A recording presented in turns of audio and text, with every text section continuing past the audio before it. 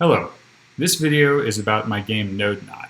NodeKnot started out as a sort of technical demo to show how some of the engineering software that I've developed actually works, but it kind of turned itself into this interesting game.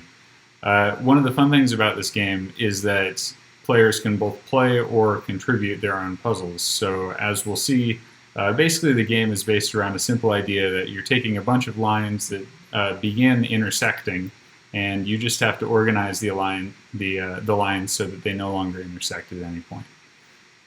So let's go ahead and play the game a little bit. This is at dthomas.io, by the way. You can navigate to this and play it yourself. I highly encourage it. So we entered some initials. What we're going to do is, as the instructions say, we're going to drag this node so that the lines no longer intersect. Cool, so we beat the level. We did it in 2.5 seconds and traveled about 380 pixels with our mouse. If we were to score in the top fastest or shortest out of the all-time best runs, the top 3, we'd be memorialized in these standings for the future. But it doesn't look like we did that this time. So this next level is a little bit more complex, but still very similar, giving you some instruction. There we go. So the levels following this actually get a little bit more interesting and creative, because these are the puzzles that are actually contributed by people who go in and basically, instead of playing the game, create the puzzles that the players see. So this one was created by probably me in the past.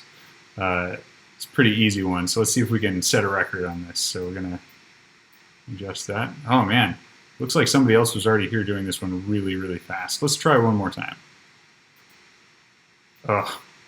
So the thing is, you can't really compete with people who are doing this on their phone, right? You can imagine it's much easier to swipe with the finger as opposed to clicking around with a mouse. So we didn't actually score in the top 3 there at all, but that gives you an idea. So that's just a puzzle that somebody made up. So here's another one. Let's try this one, see if we could score a top 3 on this. So, after a while you kind of come up with techniques to understand how to do this. So it looks like I'm actually the first person to play this one, so I scored in the top 3.